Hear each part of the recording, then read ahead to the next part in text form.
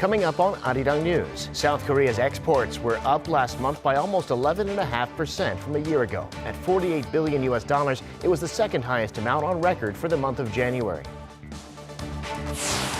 South Korea reports its lowest number of new cases of COVID-19 since late November. Distancing measures staying in place for the most part, but they will ease up for some day-to-day activities.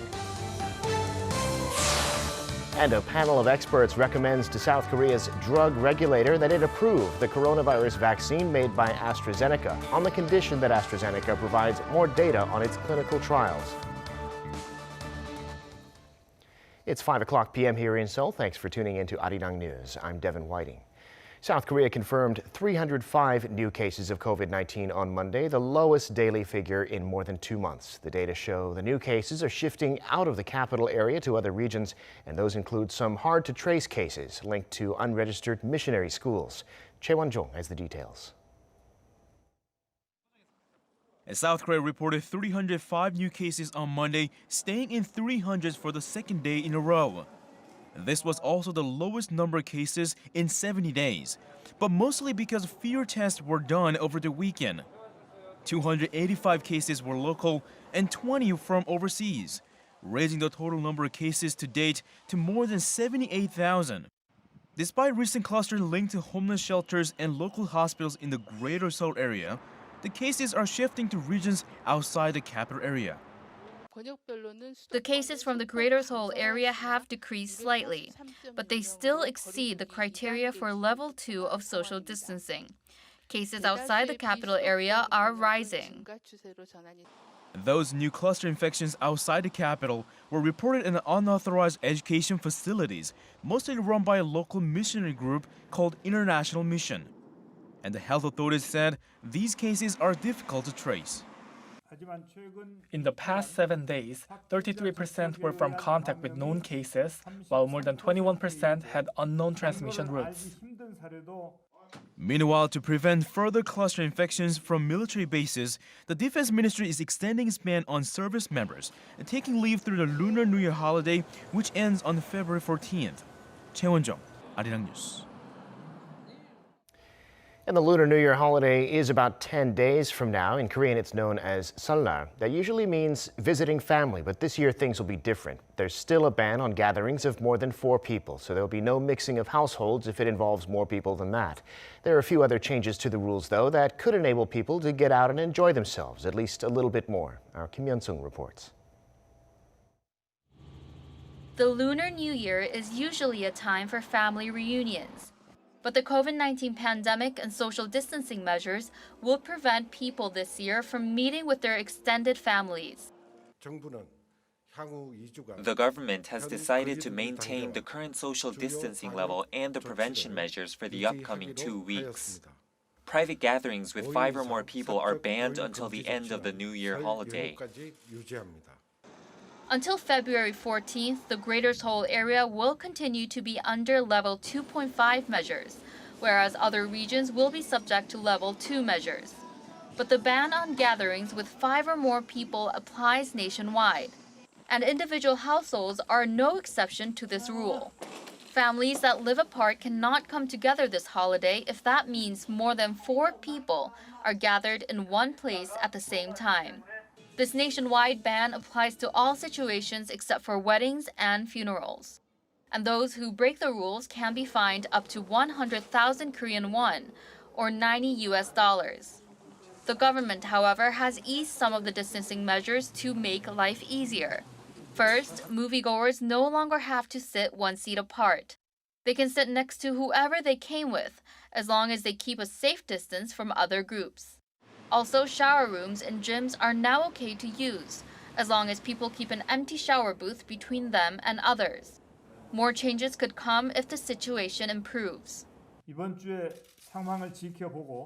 going to closely observe the situation this week, and if it's safe to believe that we have entered a stable stage, we will consider easing some measures before the Lunar New Year. Ski resorts will also now be open after 9 p.m.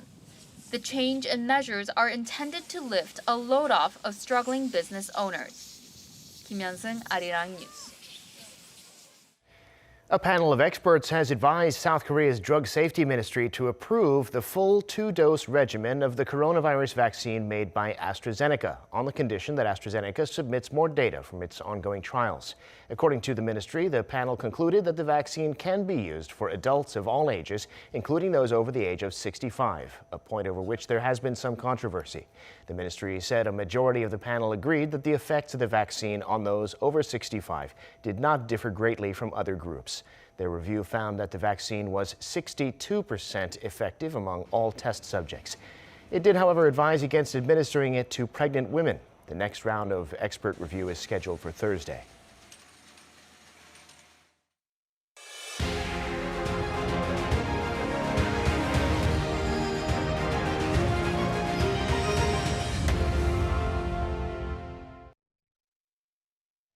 South Korea's export figures for January were up more than 10% on year for the second month in a row, largely thanks to solid outbound shipments of major items, including semiconductors and automobiles. Ji-young reports. South Korea's exports in January increased by more than 10% on year for the second month in a row. According to Ministry of Trade, Industry and Energy on Monday, exports in January increased by around 11% compared to the same period last year. The roughly $48 billion of exports is the second highest figure on record for the month of January. It's also the third month in a row that exports have risen on year after a 4% increase in November and more than 12% rise in December last year.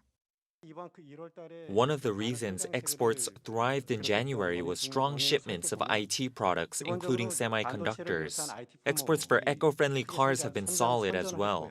Also, demand for automobiles seems to have gone up as people prefer driving rather than public transport amid the pandemic. By sector, outbound shipments of semiconductors jumped by around 22%, posting an on-year expansion for the fifth straight month.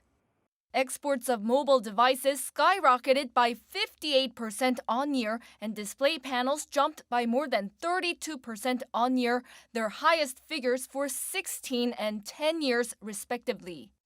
Biohealth products, including virus test kits, were also among the major winners amid the pandemic, recording a more than 66% increase on year. One expert says South Korea's exports will continue to recover as demand for IT products has risen due to COVID-19. The global economy is not likely to get worse because it's already bad, and in fact, it's getting better. Also, vaccines have been developed, so considering these factors, the country's exports this year are most likely to improve. By country, outbound shipments to the US, China, and EU have seen more than a 20% rise, with exports to the US recording an all-time high. Ji-young, Arirang News. The number of self-employed people in South Korea who have others working for them fell last year by the most since 1998. Statistics Korea says there were fewer than 1.4 million of them, a decline on year of 165,000. But there was a big rise in the number of self-employed who had no workers, as they laid off staff. According to another set of data, self-employed people reported the highest level of stress from the pandemic, followed by those without jobs and those who have retired. Meanwhile, sentiment among small business owners in January this year fell to its lowest since last March, when South Korea was hit by the pandemic's first wave. The South Korean government has announced plans this year to provide about $210 million in support for R&D in neural processing units for AI and the fabless chip sector. Fabless chip makers are those that design and sell semiconductors but outsource their fabrication. The Ministry of ICT said around $110 million of that will be for R&D in neural processing units, or NPUs, which are used for artificial intelligence services. South Korea is a leader in memory chips but has a global market share in logic chips of just 3.2%. Also, the ministry said it's going to pursue R&D worth around $450 million through 2028 on next-generation sensors. Time now for an in-depth look at the market news on this Monday, and for that I'm joined on the line by Dr. Yang Jun-seok, professor of economics at the Catholic University of Korea. Professor Yang, good to have you back on. Happy to be here. Well, last Friday, all three main indices on Wall Street were down by around 2%. A lot of that due to the short squeeze on hedge funds by the Reddit investors. Here in Korea today, we saw a big bounce back. What's the story in the markets? Okay, well, as you mentioned, the U.S. market fell on Friday. In fact, it fell for most of last week except for Thursday when they had a slight rise. And as you also mentioned, most of this seems to be because the market is nervous because of the short squeeze by individual investors who are working against the hedge funds.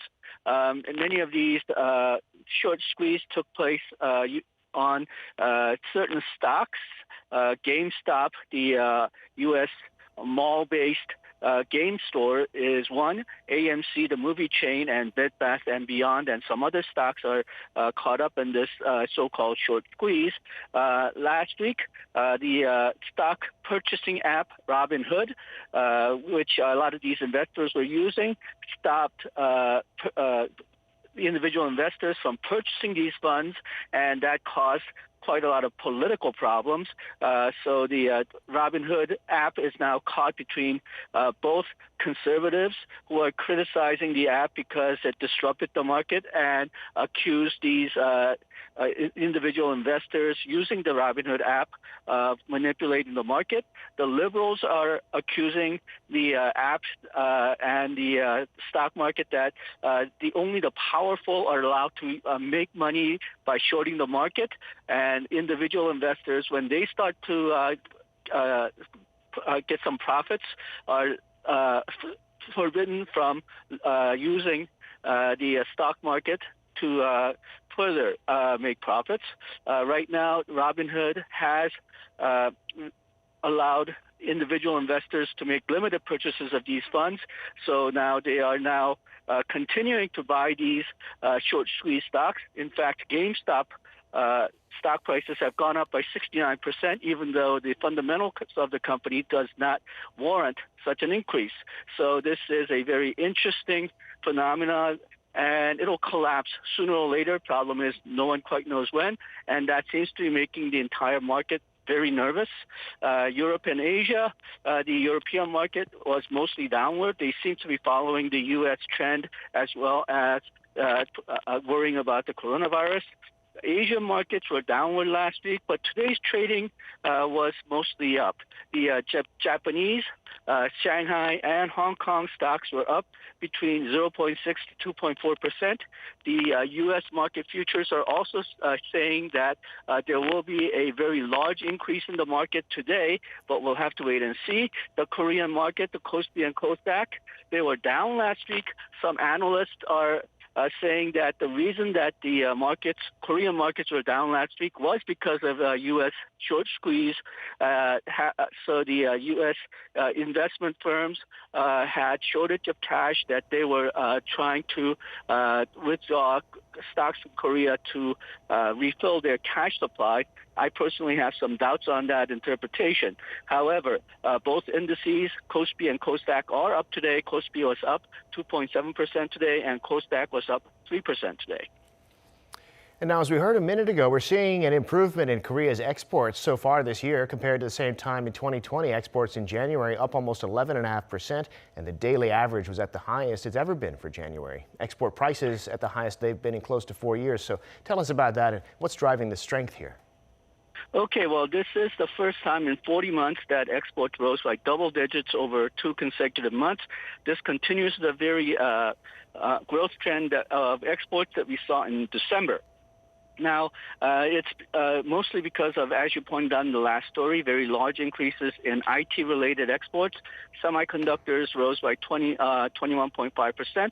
Wireless communications equipment rose by 58%. This was the largest increase in 16 years. Display went up by 32%. This is the largest monthly increase we saw in 10 years.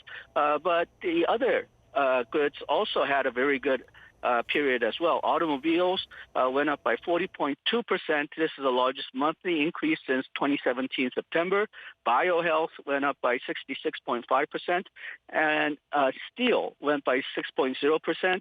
And what is very surprising, petrochemicals, which had been on the losing end for quite a while now, the exports went up by 8.6%. And regionally, China went up by 22%, U.S. went up by 46%, and EU went up by 24%. So it was a very healthy growth all around. The export unit price index rose because there were, for Korea's high value-added products, there was a high increase in exports as well. We're talking about non-memory semiconductors, electric vehicles, OLED, and medical equipment. All right, Professor, thank you so much for shedding light on all of that for us. That's all the time we're going to have for today, and we'll have to ask you to come back on later in the week. Thank you.